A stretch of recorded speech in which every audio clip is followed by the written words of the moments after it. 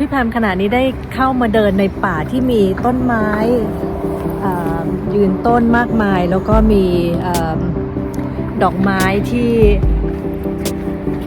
ใบไม้แปรสีเปลี่ยนไปแล้วเป็นสีเหลืองค่ะเช่นนี้เป็นต้น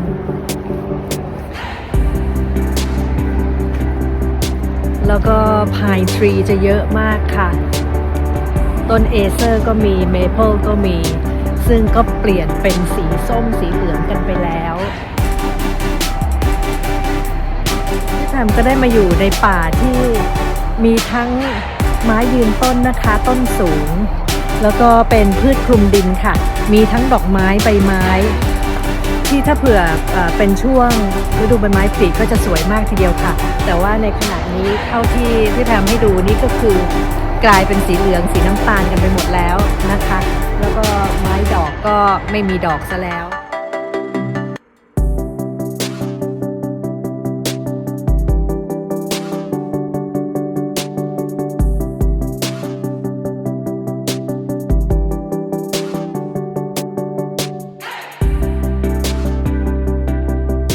ขณะนี้พี่แพมก็เดินเข้ามาในสวนแอปเปิลแล้วนะคะมีแอปเปิลหลายสายพันธุ์มากค่ะแล้วก็ที่สำคัญคือว่าเขาแขวนชื่อเอาไว้ทุกต้นเลยว่าชื่ออะไรกันบ้าง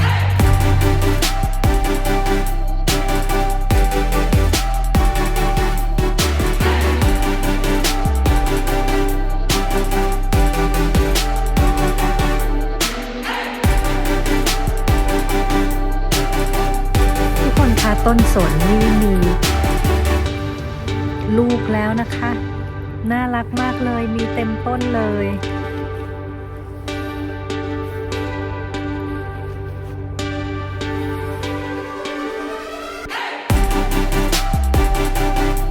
พี่แพมชอบมากค่ะ ornament grass แบบนี้เพราะว่ามันให้ความรู้สึกที่ว่ามีความสงบนะคะแล้วก็มีความรู้สึกที่ว่าผ่อนคลายมากๆค่ะแล้วก็เลี้ยงง่ายอีกต่างหากไม่จำเป็นจะต้องไปดูแลตัดแต่งอะไรเขามากมายนะคะเขาจะอยู่อย่างนี้แล้วก็เป็นพุ่มเป็นทรงที่สวยอย่างนี้ไปตลอดค่ะ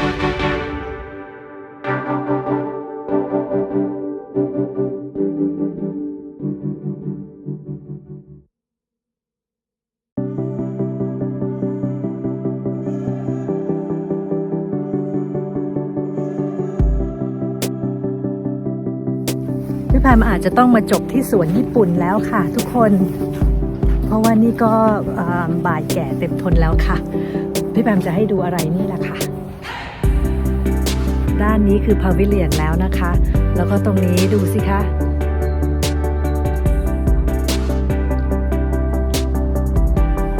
เป็นสีฤดูใบไม้ร่วง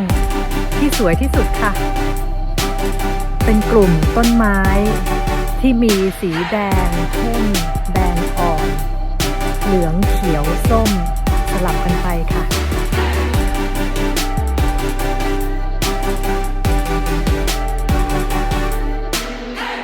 พี่แพมก็ต้องขอลาทุกคนไปแต่เพียงเท่านี้นะคะสำหรับรายการเที่ยวไปสไตล์พี่แพมต้องโปรดติดตามสัปดาห์ต่อไปนะคะว่าพี่แพมจะพาทุกคนไปดูที่ไหนอะไรบ้างในวันนี้พี่แพมขอให้ทุกคนนอนหลับฝันดีค่ะและมีความสุขในทุกๆวันขอบพระคุณที่รับชมมาโดยตลอดนะคะบ๊ายบายค่ะนี่คือเป็นหวัดได้ง่ายมากเลยนะคะ